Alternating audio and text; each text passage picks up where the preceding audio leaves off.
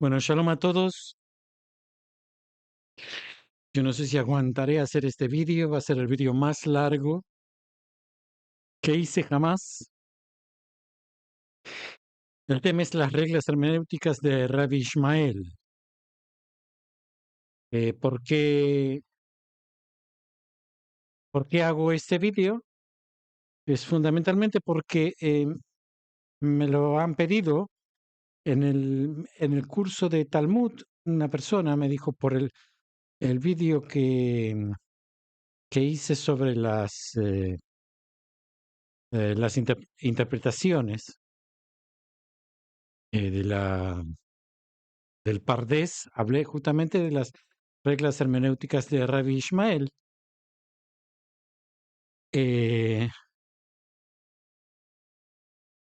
Y lo que empecé a hacer es ir diciendo una por una de las 13 reglas, y dije, no, por primera vez voy a hacer algo que no creo que alguien haya hecho, que es no solo decir cuáles son las reglas hermenéuticas, sino que explicar una a una.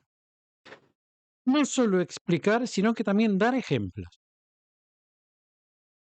Esto me llevó muchísimo tiempo escribirlo, muchísimo, más de 14 horas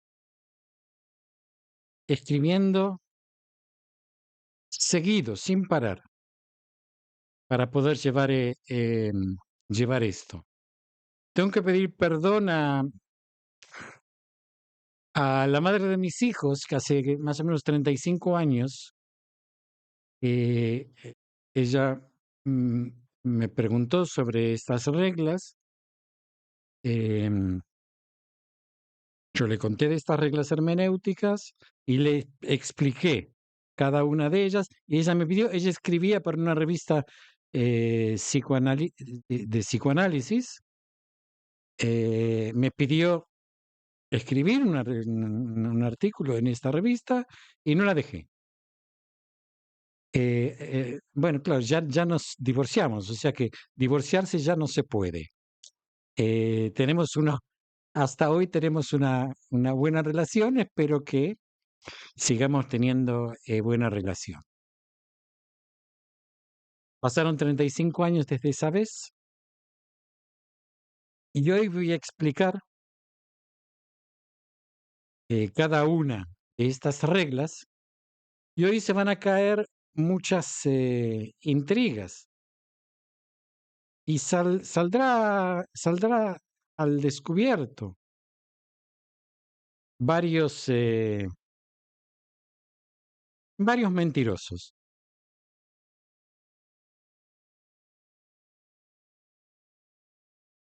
Hay algunas reglas que son pesadas, eh, pero quien quiera saber cuál es la verdad de la interpretación rabínica, eh, cuál es la interpretación hermenéutica, la real, los invito a seguir. Y realmente es interesante, no solo para la religión judía, sino que para todo en general. Estos principios fueron establecidos por Rabbi Ishmael, uno de los sabios más destacados de la era talmúdica. El propósito fue aclarar los pasajes ambiguos o de difícil comprensión en la Torá. La necesidad de estas reglas surgió debido a que, en muchas ocasiones, la Torá utiliza un lenguaje breve y conciso, lo que puede llegar a, evidentemente, múltiples interpretaciones, lo que lleva a múltiples interpretaciones. Estas reglas no solo buscan una interpretación literal del texto, sino que también consideran el contexto, la gramática e incluso las conexiones con otros pasajes. Al aplicar las reglas hermenéuticas de Rabbi Ishmael, es posible obtener una comprensión más profunda y detallada de los mandamientos y las historias presentes en la Torah. Por ejemplo, algunas de estas reglas tratan cómo inferir una ley a partir de una generalización o cómo derivar un principio basado en una analogía.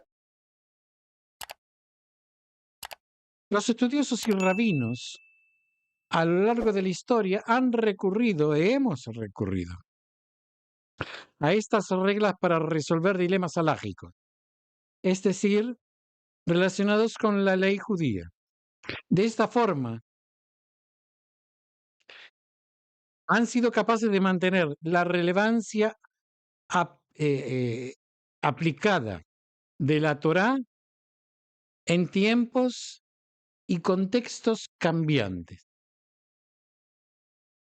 A lo largo de los siglos, las reglas hermenéuticas de Rabbi Ishmael se han enseñado en las yeshivot, escuelas talmúdicas, Koilel, donde se estudia en profundidad el Talmud y otros textos sagrados. Ahí hemos aprendido cómo son estas reglas. Porque ahí estudiamos en profundidad el Talmud y otros textos sagrados. Estas instituciones han sido esenciales en la preservación y transmisión de la tradición oral y la interpretación de la ley judía. Y acá viene un pequeño inciso, ya que, de hecho, estas reglas son recitadas en las oraciones matutinas, en Shacharit. Esto subraya su importancia dentro del judaísmo. No solo sirven como guía interpretativa, sino que también se reflejan en el compromiso diario del judío con el estudio y la comprensión de la Torá. El Talmud, que como todos sabemos es una recopilación vasta de debates rabínicos, discusiones, enseñanzas sobre la Torá, frecuentemente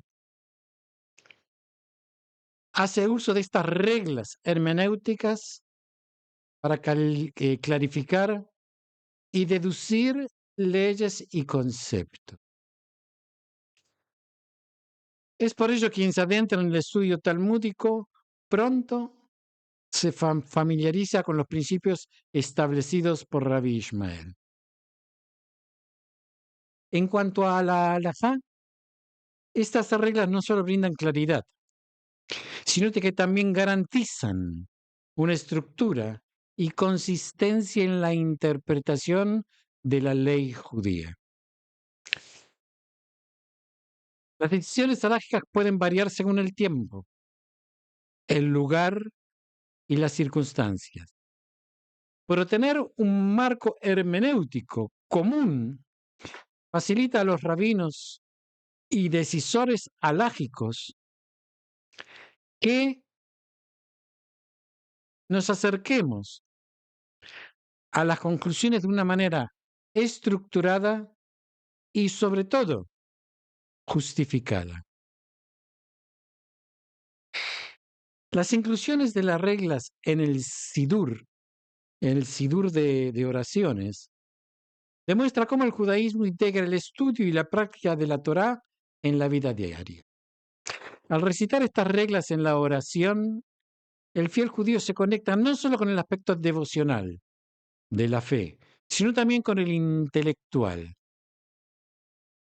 Asimismo, sirve como recordatorio de que el entendimiento y la intervención de los textos sagrados son esenciales para una práctica religiosa informada y significativa. El Sidur, siendo uno de los libros más utilizados en la vida judía, brinda la oportunidad perfecta para que generaciones de judíos se familiaricen con estas reglas desde temprana edad.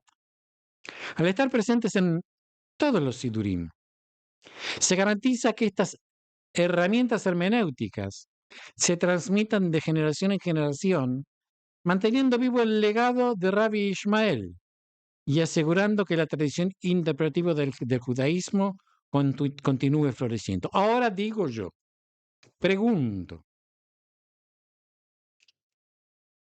las reglas hermenéuticas de Rabbi Ishmael son conocidas en el Sidur como Yud Gimel Midot.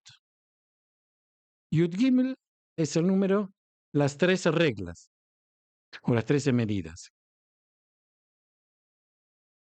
Cualquier judío que dice ser ortodoxo o que dice ser religioso o que fue religioso o lo que sea, reza. Reza 3 veces por día. Si reza o rezó porque dejó de ser religioso, ha recitado las Yud Gimel Midot. Hay una posibilidad que es la siguiente, que lea el Sidur de rezos y no entienda lo que está leyendo. Entonces no sabe que está leyendo todos los días las 13 Midot de Rabbi Ishmael. Y la otra posibilidad es que nunca las haya leído, y es que entiende hebreo. O sea que este religioso nunca leyó un Sidur donde está las Yud Gimel Midot.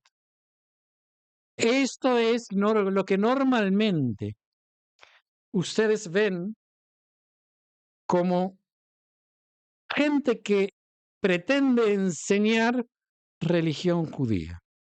Alguien que nunca ha abierto un libro de oraciones, porque si lo hubiera abierto, sabría cuáles son las 13 reglas hermenéuticas, porque figura en el Sidur.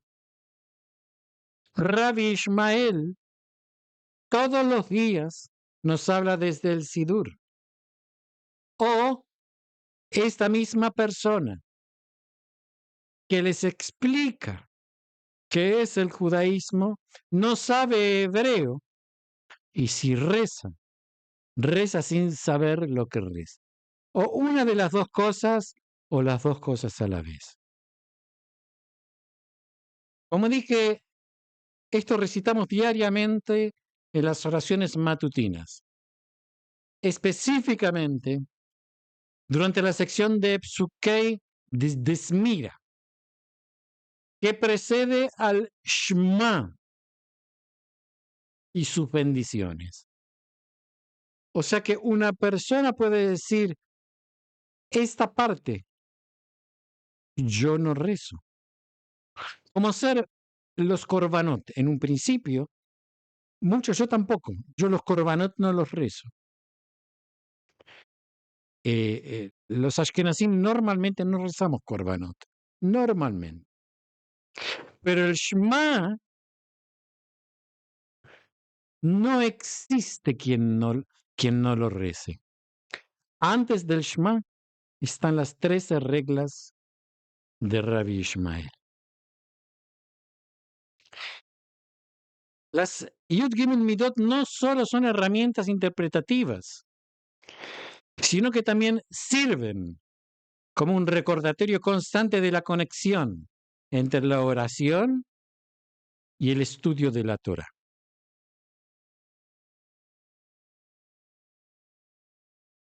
No puede haber estudio de la Torah sin oración. Recitar diariamente refuerza la idea de que el judaísmo valora tanto la relación personal y emocional con Dios como la dedicación intelectual y el estudio profundo de sus enseñanzas. Vamos a ver una lista, la lista de las 13 reglas hermenéuticas de Rabbi Ishmael, como dije, junto con explicación y ejemplos. Kal Vajomer.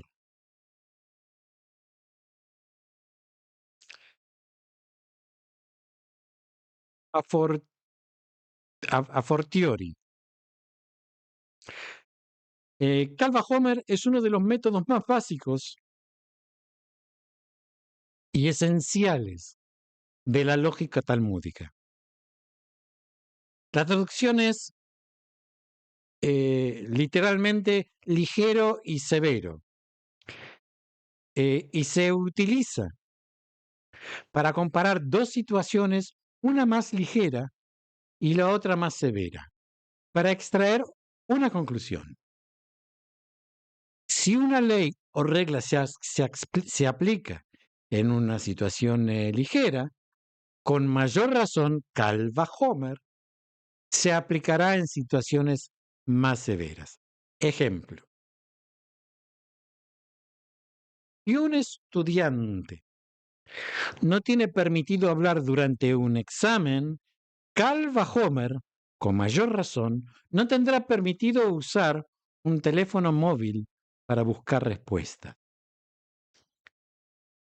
Si está prohibido encender fuego en Shabbat, que es un acto simple, Kal Vajomer, con mayor razón, estará prohibido realizar actividades laborales más complejas como construir. Si alguien necesita pedir permiso para tomar prestado un libro, Kal Vajomer, con mayor razón, necesitará pedir permiso para tomar prestado algo más valioso, como una joya. Si una persona se siente obligada a agradecer a alguien por un pequeño favor, Kal Vajomer, con mayor razón, deberá mostrar gratitud por favores más grandes y significativos. Estos ejemplos demuestran cómo el principio Kal Vajomer se utiliza para establecer un argumento lógico, escalando de una situación menor severa a una más severa, para extraer una conclusión alágica o moral. Es esencial una forma de razonar que dice, si esto es cierto en un caso menor, con mayor será cierto en un caso mayor.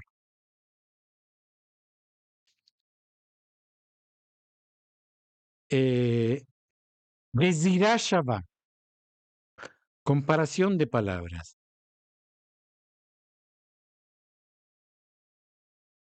Gezirá Shavá es un método hermenéutico que se basa en la comparación de palabras o frases idénticas que aparecen en dos pasajes distintos de la Torá.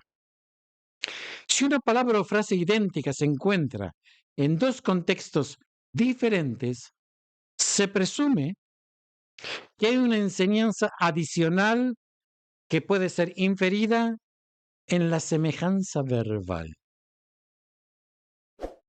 Es importante destacar que este método solo puede ser utilizado por aquellos sabios que han recibido una tradición específica para hacer la conexión entre dos pasajes. Voy a dar un ejemplo. La palabra rememorar, zahor en hebreo, aparece en el contexto de guardar el Shabbat y también en el de recordar la salida de Egipto. Zahor et Shabbat, Zahor et hayetziat, Zahor et hayom hazeh, asher yotzeti otchem miMitzrayim. Fue de memoria, así que me imagino que estará bien. De esto podemos interferir la importancia de recordar ambas cosas y cómo están interconectadas en la conciencia judía. La palabra corona en hebreo keter aparece en relación con la Torá y también con el sacerdocio. A partir de esto, podemos inferir la idea de que tanto la Torá como el sacerdocio llevan una especie de corona de responsabilidad y santidad en el judaísmo. La palabra alianza, Brit, se menciona tanto en el contexto de la circuncisión como en el Shabbat. Esto nos indica que ambas prácticas son pactos eternos entre Dios y el pueblo judío. La palabra puerta, en hebreo delet, aparece tanto en el contexto de las leyes de Eruv. Eruv es el dominio compartido en Shabbat, es justamente lo que estamos estudiando, Masejet que estamos estudiando en estos momentos. Aparece tanto en el Masejet Eruvim como en el de las leyes de Mezuzá. De esto podemos deducir que hay una conexión entre el hogar, la comunidad y la observancia ritual asociado con las puertas y entradas.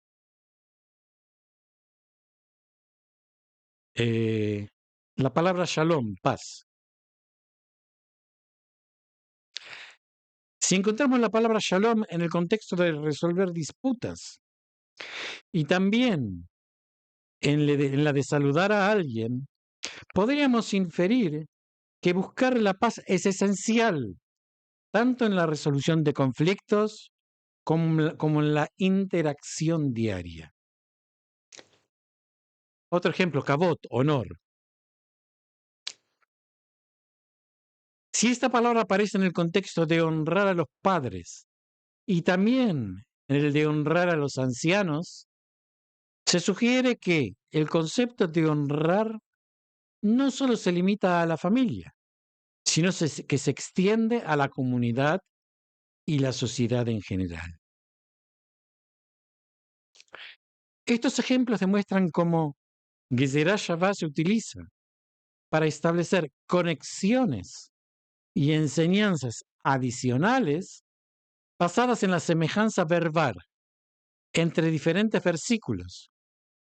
Es un método que profundiza en las capas del texto, revelando conexiones que enriquecen nuestra comprensión y prácticas del judaísmo. En resumen, esta es una herramienta que nos ayuda a encontrar conexiones y enseñanzas adicionales en el texto basadas en palabras o frases repetidas. Es como un hilo conductor que une diferentes partes de la Torá, permitiendo ver las relaciones y significados más profundos.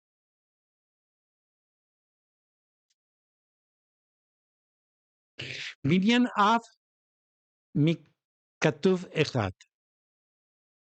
Construcción de un padre a partir de un solo versículo. Este es otro principio hermenéutico que se refiere a la extracción de un concepto general a partir de un solo versículo o una sola ley específica. El término literal significa construcción de un padre a partir de un solo versículo. Es como tomar una regla específica de un contexto y usarla como un modelo, como un padre, para aplicar a otros contextos. Un versículo que prohíbe trabajar en Shabbat puede aplicarse a todas las formas de trabajo, Aquí hay un solo versículo que indica una prohibición específica, no trabajar en Shabbat, se convierte en la base o padre para una serie de prohibiciones más amplias que cubren todo tipo de trabajo. Otro ejemplo podría ser ley de restitución.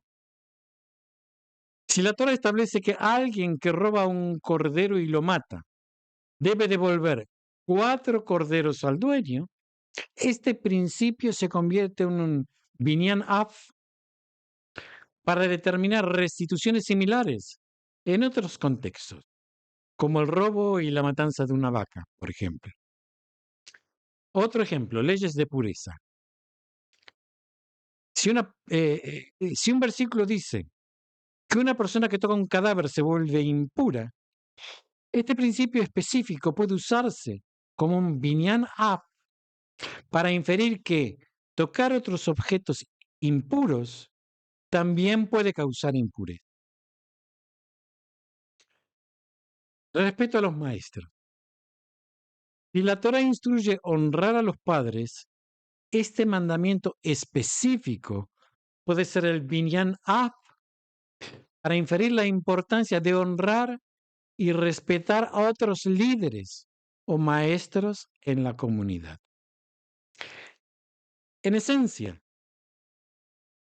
binyan af mikatuv echad nos permite tomar un principio específico y aplicarlo de manera más amplia, extendiendo su esencia a otros contextos relacionados o similares. Es una forma de garantizar que la sabiduría y dirección de la Torá se aplique de manera integral y coherente en la vida diaria. Binyan af mishnei tuvim. Construcción de un padre a partir de 2 versículos. Es un principio hermenéutico que, al igual al anterior, Binyan af mi katuv echad, se refiere a extraer un concepto general, pero en este caso se basa en la confirmación de 2 versículos o leyes específicas en lugar de uno solo. El término literal, como dije, significa construcción de un padre a partir de 2 versículos. Este método establece que si 2 versículos enseñan la misma ley o principio en diferentes contextos, se puede inferir que esa ley o principio se aplica de manera general, más allá de los 2 contextos específicos mencionados. Vamos a ver ejemplos. Protección de los vulnerables. Si hay un versículo en la Torá que instruye no oprimir a las viudas y otro versículo que instruye no oprimir a los huérfanos, mediante Binyan af mishnei ktuvim, podemos inferir un principio general de no oprimir o tomar ventaja de cualquier individuo vulnerable o desprotegido de la sociedad. Restitución de daños. Si un versículo de la Torah dice quien rompe un objeto debe reemplazarlo y otro versículo dice que quien pierde un objeto prestado debe compensarlo, usando Binyan af mishnei ktuvim, podemos deducir un principio general de que cualquier daño o pérdida causada a propiedad ajena requiere compensación. Respeto hacia los ancianos y sabios. Si hay un versículo que instruye a levantarse ante un anciano y otro que instruye a reverenciar a un sabio, a través de Binyan af mishnei ktuvim se puede inferir un principio general de mostrar respeto tanto a las personas mayores como a los eruditos. El método Binyan af mishnei ktuvim Es su manera de reforzar una ley o principio, utilizando la concordancia de dos versículos.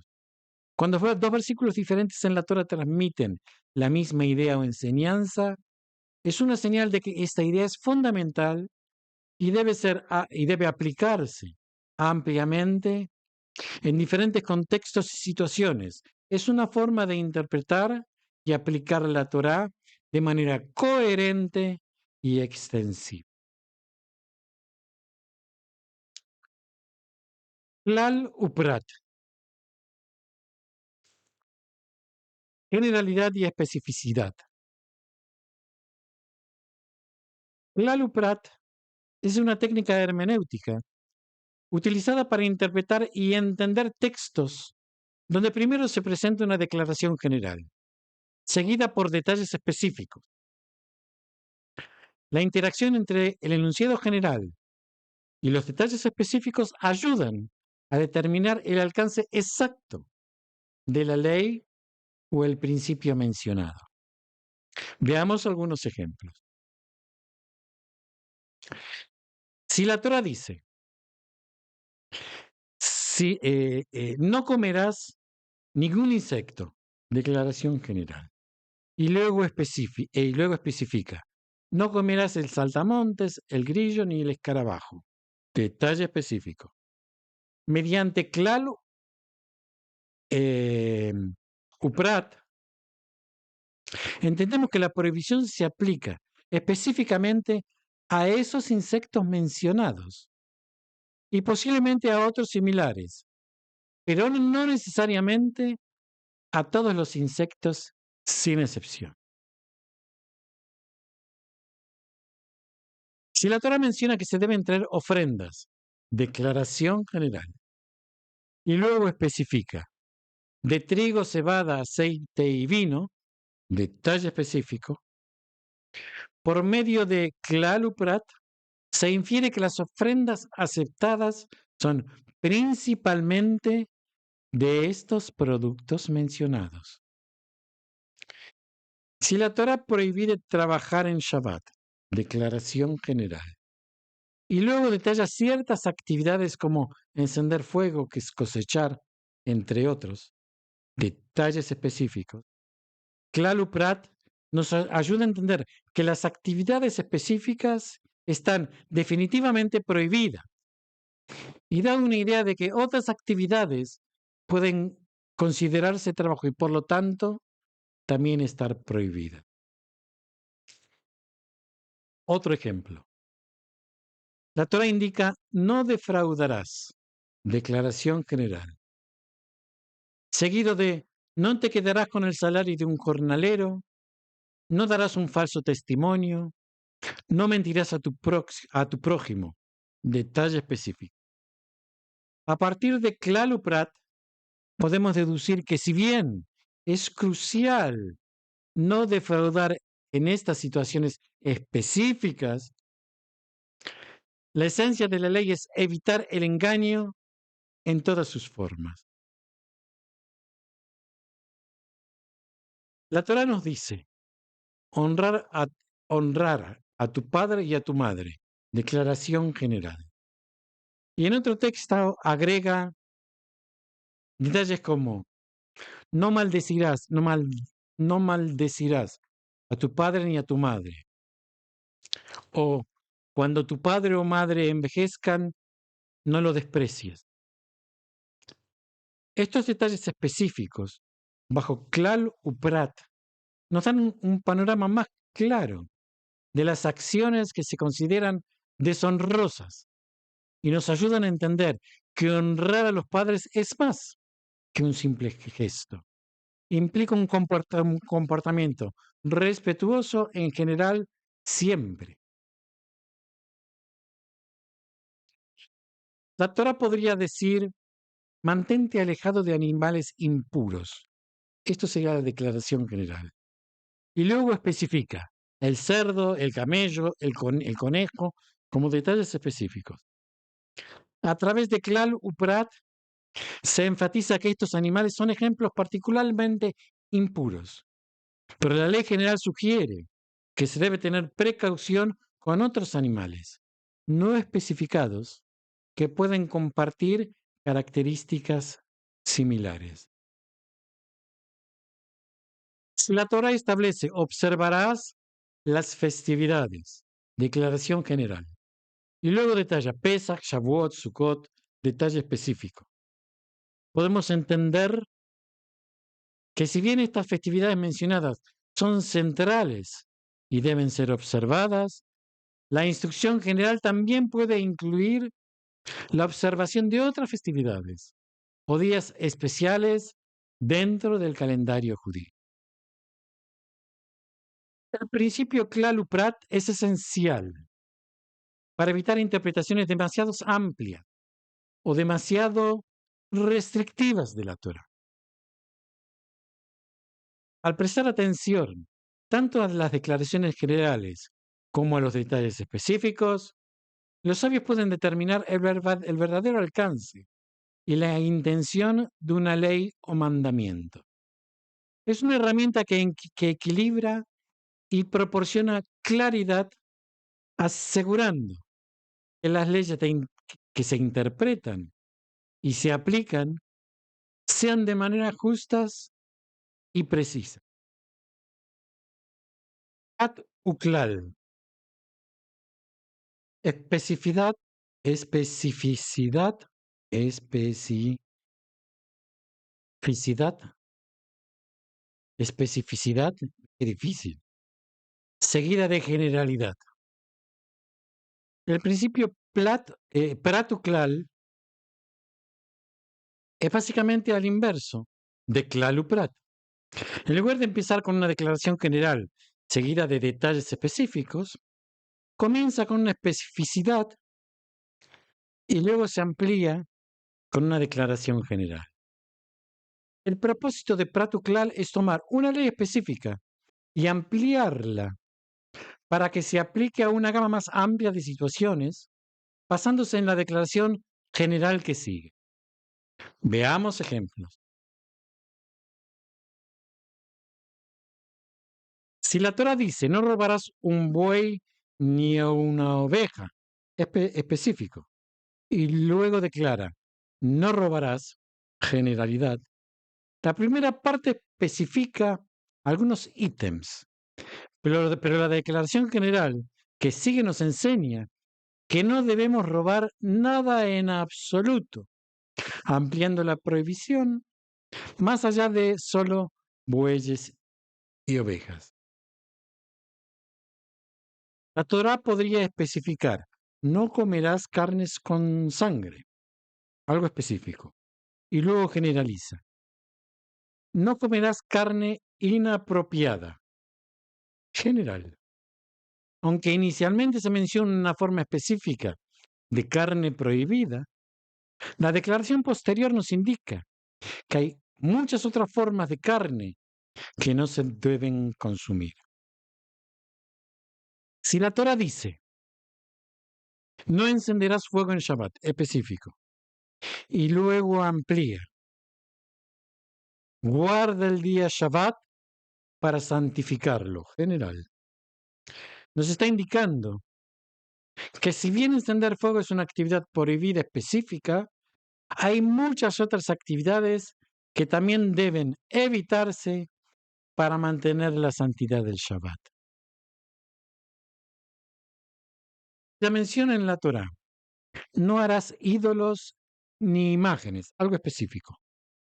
Seguido de, amarás a tu Dios y le servirás con todo tu corazón, general.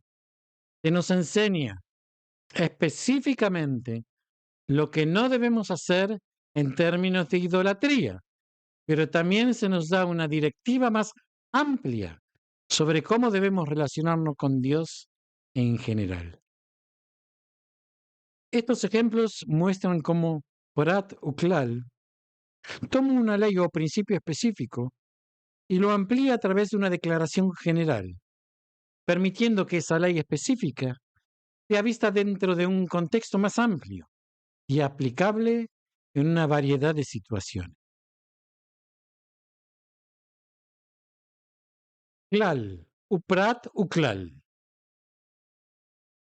generalidad, especificidad, generalidad. El principio klal uprat uklal es una estructura hermenéutica más compleja que combinan los dos métodos anteriores. La idea es que cuando un enunciado general es seguido por un detalle específico y luego vuelve a generalizarse, la ley o el mandamiento se aplica no solo al detalle específico, sino también a situaciones similares al detalle especificado. Veamos ejemplos. Y la Torá declara, si alguien toma algo, generalidad, luego especifica, un buey, una oveja o una prenda, especificidad, y finalmente generaliza, deberá devolver lo que ha tomado, general. Esto nos indica que la ley de restitución se aplica no solo a los ítems específicamente mencionados, sino a cualquier objeto similar que haya sido tomado indebidamente. Otro ejemplo. Se nos dice, no comerás, general, seguido de animales que no tengan pezuña hundida y no rumien, específico. Y luego se añada, de todos los animales de la tierra, general. Se entiende que la prohibición no se refiere solo a los animales específicamente descritos, sino a todos los animales que comparten esta característica. Si la Torá establece, no trabajarás, general, luego especifica, no encenderás fuego, no sembrarás ni cosecharás, específico. Y termina con, en ningún lugar donde residas, general. Podemos deducir que si bien se mencionan ciertas actividades específicas, la prohibición de trabajar en Shabbat es aplicable a cualquier tipo de trabajo y en cualquier lugar. Si se menciona, deberás honrar, general, seguido por a tu padre y a tu madre, específico, y se concluye con a los que te guían y te enseñan, general, se infiere que si bien se debe mostrar respeto especial hacia los padres, también se debe extender un nivel similar de respeto hacia maestros, rabinos y otros líderes comunitarios. Este método proporciona un marco flexible, pero estructurado para interpretar la Torá, garantizando que las leyes y mandamientos se entiendan en su contexto adecuado y se apliquen de manera justa y coherente.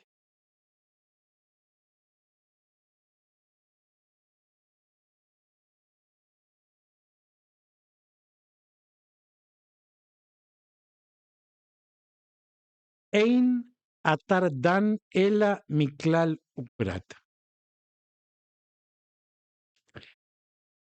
El principio que establece que la Torá, al enumerar casos particulares de una categoría general, no lo hace de manera superflua, sino que para enseñar algo. Esto es muy interesante. Tiene que ver con la forma en que interpretamos los textos de la Torá cuando hay una declaración general seguida de ejemplos o casos específicos. Imagina que tienes una regla general que dice, no debes comer frutas dañinas. Esto es una generalidad. Luego, justo después, el texto añade, como manzanas con gusanos o uvas mohosas. Estos son ejemplos específicos. La pregunta es, ¿por qué la Torá especificaría las manzanas con gusanos o las uvas mohosas si ya nos dijo que no comamos frutas dañinas?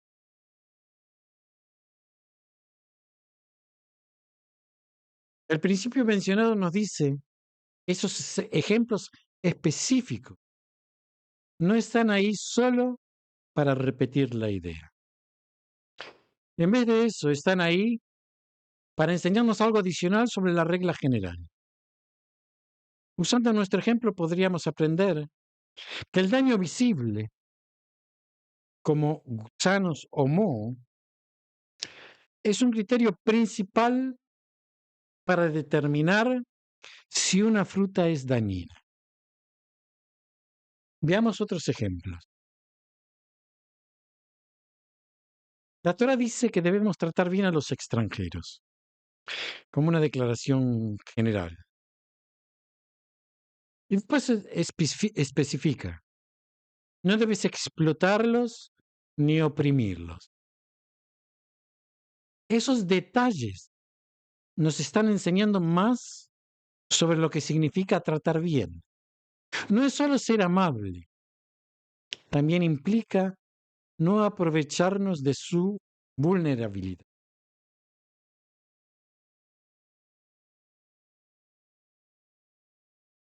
En esencia, ella Tadán el Amiklal de Prat nos enseña a prestar atención tanto a las reglas generales como a los detalles específicos. Ambos tienen importancia y juntos nos ofrecen una comprensión completa de lo que la Torah intenta transmitir. Es como decir, esto es lo que debes hacer, regla general. Y aquí tienes ejemplos específicos para que entiendas mejor lo que quiero decir.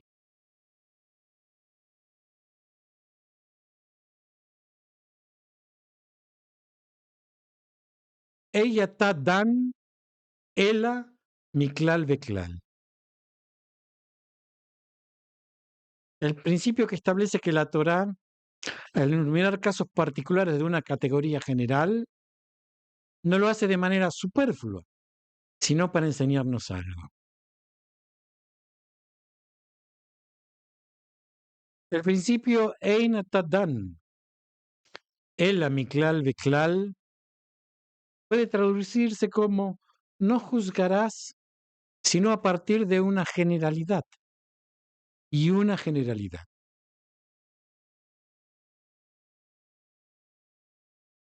Este principio sugiere que cuando la Torá presenta una serie de declaraciones generales sin detalles específicos intercalados,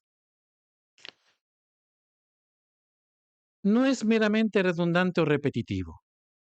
En lugar de eso, cada generalidad tiene la intención de enseñar o subrayar algo específico y único. Vamos a ver ejemplos. Si la Torá dice, vive según mis mandamientos, primera generalidad. Luego añade, camina en mis caminos, segunda generalidad. No está siendo redundante. La primera declaración puede referirse a seguir las leyes y mandamientos de la Torá en un sentido práctico. La segunda, camina en mis caminos, podría subrayar la importancia de adoptar cualidades divinas en nuestro comportamiento, como la misericordia, la justicia, la humanidad. Otro ejemplo. Si la Torá dice, reverencia a tu Dios, primera generalidad, y sigue con, sirve con devoción, segunda generalidad. Cada generalidad destaca aspectos diferentes de la relación con lo divino. La primera se centra en el respeto y la reverencia, mientras que la segunda enfatiza la acción y el servicio devoto. Otro ejemplo. La Torah instruye, ama a tu prójimo, primera generalidad. Y después dice, no hagas a otros lo que no te gustaría que te hicieran, segunda generalidad. Ambas son instrucciones generales que guían el comportamiento ético, pero con enfoques distintos. La primera implica un sentimiento positivo y proactivo hacia los demás, mientras que la segunda establece una restricción sobre el comportamiento perjudicial. En resumen, el principio Eyatadan Ella Miklal Beklal nos enseña a buscar significados profundos en las declaraciones generales de la Torá y a no descartar como simples repeticiones. Cada generalidad tiene un propósito y aporta una capa adicional de entendimiento. Es un recordatorio de que cada palabra y frase en la Torá tiene un propósito y una lección detrás.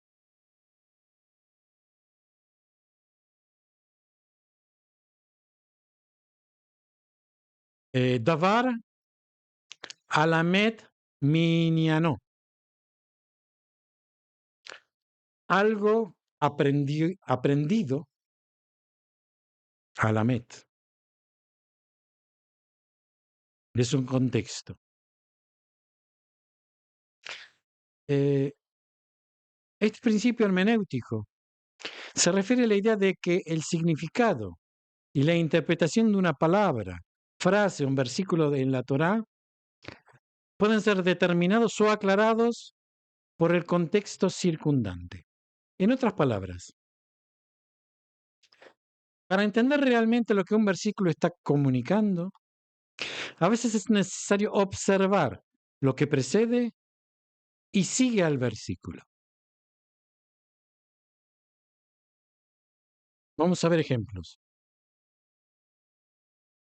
Cuando los israelitas llegaron a Mara después de la salida de Egipto, no pudieron beber agua porque eran amargas.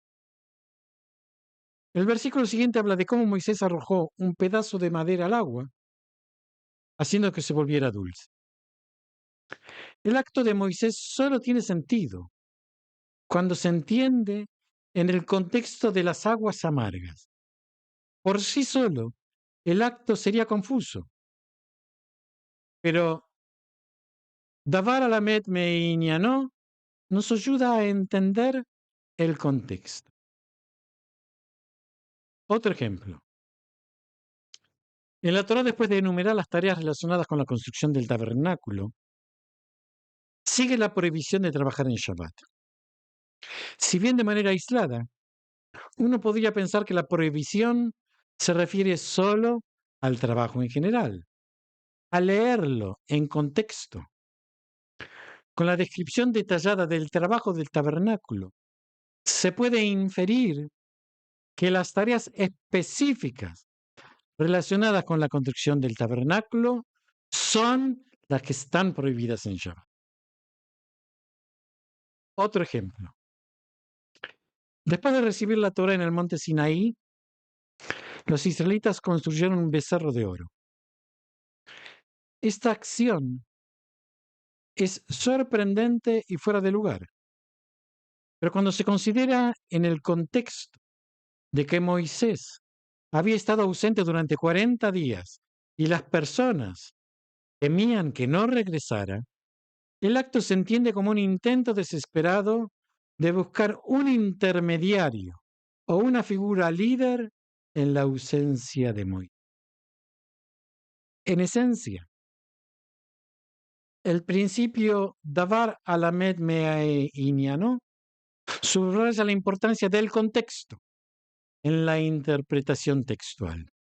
Un versículo o una palabra en la Torá nunca deben ser extraídos y examinados completamente aislados de su contexto, ya que es el entorno lo que a menudo proporciona una comprensión clara y completa de su significado.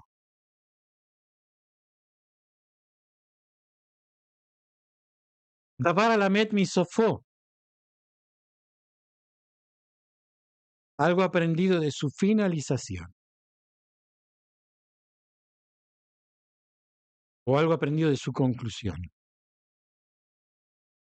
Se refiere a la idea de que el significado y la interpretación de una palabra, frase o versículo de la Torá puede ser determinados o aclarados por lo que sigue inmediatamente después, es decir, su conclusión o final. Esto se aplica mucho al darush de cualquier rabino. No importa cómo comience, sino cómo termine. Este principio sugiere que en algunos casos, para entender completamente un punto o enseñanza de la Torá, es esencial considerar lo que se dice inmediatamente después de la sección en cuestión. Vamos a ver ejemplos. Si la Torá lista una serie de animales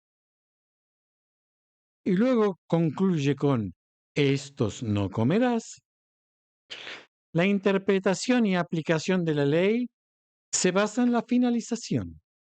Es decir, aquellos animales mencionados justo antes de esta declaración conclusiva son los que están prohibidos para el consumo. Si consideramos el mandamiento, no codiciarás, y luego leemos las especificaciones que siguen, como la casa de tu prójimo, tu esposa, su siervo, su buey o su asno, la finalización del mandamiento nos da una comprensión detallada de lo que implica no codiciarás. Cuando se habla de ciertos actos que son impuros y luego se concluye con quien haga esto será impuro hasta la noche, la conclusión nos da una duración específica para el estado de impuro. El principio Davar Alamed Misofó nos enseña que en la interpretación bíblica, la conclusión de un pasaje o sección es crucial. Puede proporcionar claridad, especificidad o simplemente una mayor comprensión del tema que se discute. Es un recordatorio de que para entender completamente las enseñanzas de la Torá, a menudo es necesario leer y reflexionar sobre la totalidad del pasaje, desde el principio hasta su conclusión.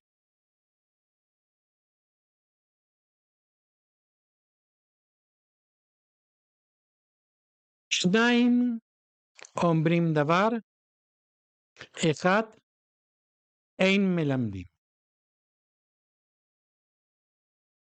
Esto es cuando dos versículos se contradicen, viene un tercero a conciliar la disputa.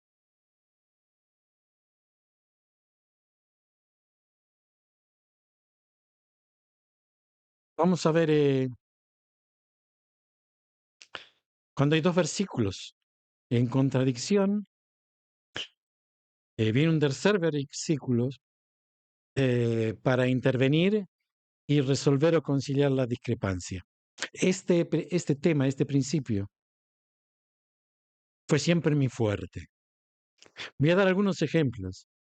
Y si hay alguno que encuentren en la Torá dos versículos en disputa, que me lo ponga, casi seguro, encontraré el tercer versículo que cierra la disputa. Veamos un ejemplo. Acerca de la aparición de Dios a Abraham, Génesis 18:1. Dice, Adonai se le apareció en la encina de Mambré mientras él estaba sentado en la entrada de su tienda, durante el calor del día. Pero luego, en Génesis 18:2 dice, levantando sus ojos, vio a tres hombres de pie frente a él. Parece haber una contradicción. ¿Fue Dios quien apareció o fueron tres hombres? Sin embargo, más adelante la narración clarifica que estos tres hombres son enviados por Dios o ángeles en misión divina.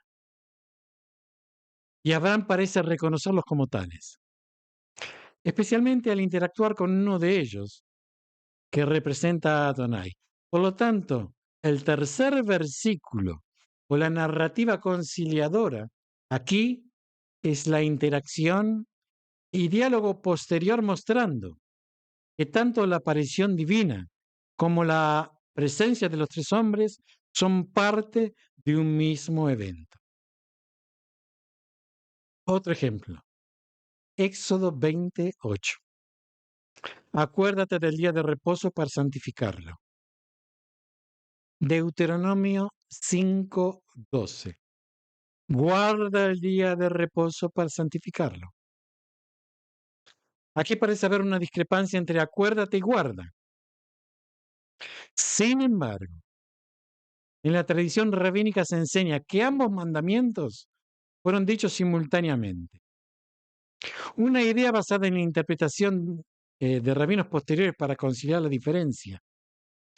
La conciliación aquí proviene de la tradición oral y la interpretación de los sabios, más que de un tercer versículo per se. Éxodo 13:18 dice: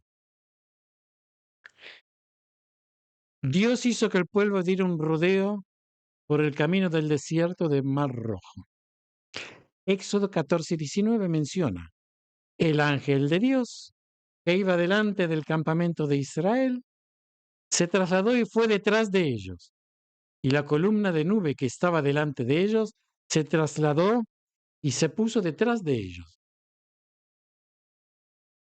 Aquí parece haber una contradicción entre si fue Dios mismo o el ángel de Dios quien guió a Israel.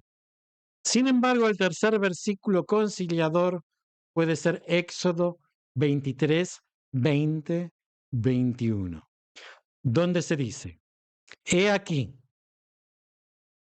yo envío un ángel delante de ti para que te guarde en el camino y te traiga al lugar que he preparado. Guarda ante él y escucha su voz. No seas rebelde contra él, pues no perdonará vuestra rebelión, porque en mi nombre está en él.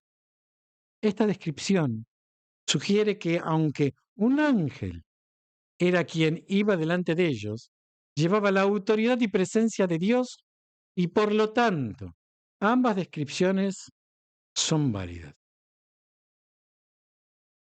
Estos ejemplos muestran cómo en ocasiones la Torá presenta versículos que a primera vista pueden parecer contradictorios, pero con una lectura más profunda y contextual se pueden reconciliar y comprender de manera armoniosa.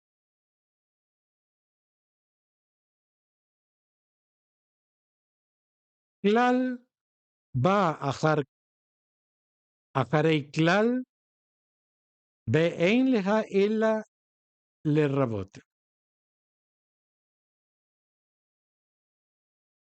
Generalidad que viene después de generalidad no tiene poder sino para incluir.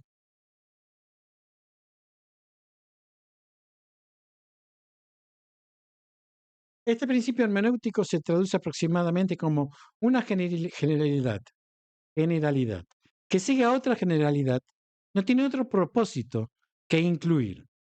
Esto se refiere a la idea de que si la Torah presenta una declaración general y sin especificar nada en particular, sigue con otra declaración general, la intención es incluir y abarcar aún más casos o situaciones, no para limitar o restringir la ley. Veamos ejemplos. Supongamos que la Torah dice: ayudarás a los necesitados. Declaración general. Y en lugar de especificar qué tipo de necesitados, huérfanos, viudas, pobres, etcétera, sigue con: serás generoso con aquellos que buscan ayuda. Otra generalidad. La interpretación no sería que solo se debe ayudar a cierto grupo, sino que debemos estar dispuestos a ayudar a todo tipo de personas en situación de necesidad, independientemente de su situación específica. Si la Torah dice, actuarás con justicia, primera generalidad, y luego dice, no discriminarás, segunda generalidad, sin especificar entre quienes no se debe discriminar, la intención es incluir a todos los grupos y situaciones posibles. Es decir, no solo no discriminar por raza o religión, sino también por género, estatus socioeconómico, etcétera, etcétera, etcétera. Este principio enfatiza la idea de que cuando la Torah repite una idea de manera general, sin entrar en detalles, no está siendo redundante, sin ningún propósito, sino que tiene la intención de abarcar un espectro aún más amplio de, eh, de situaciones o individuos. La repetición actúa como un refuerzo del mandato inicial, ampliando su alcance. No sé cuántos hemos llegado hasta aquí, pero digamos que dentro del majestuoso universo de la Torá, las reglas hermenéuticas no son solo guías, sino el fundamento mismo sobre el cual se construye una auténtica interpretación. Sé que es pesado, sé que aquí no hay, no hay cuentitos, sé que es muy trabajoso, pero quien se atreve a interpretar la Torá sin estas reglas es como un navegante que se adentra en aguas desconocidas sin brújula ni mapa, arriesgándose a perderse en interpretaciones superficiales o erróneas. Desde algo aprendido de su contexto a una generalidad que sigue a otra generalidad, todo esto no tiene otro propósito que incluir y todas las reglas. Estas son las herramientas esenciales. Fueron legadas por sabios de antaño que nos permiten acceder a la esencia misma de la palabra divina. Ignorarlas o relegarlas es minar la integridad del mensaje y desviar la sagrada intención. Solo aquel que respete y se adhiere rigurosamente a estas leyes puede pretender acercarse al corazón de la Torá y transmitir su verdadera luz. El resto, por muy buena intención que tenga, se queda en la penumbra. Y peor aún, puede llevar a otros a la misma oscuridad. La interpretación auténtica de la Torá exige respeto, rigor y devoción a estas reglas. Todo lo demás es solo eco y sombra. Shalom a todos y nos seguimos viendo si Dios quiere.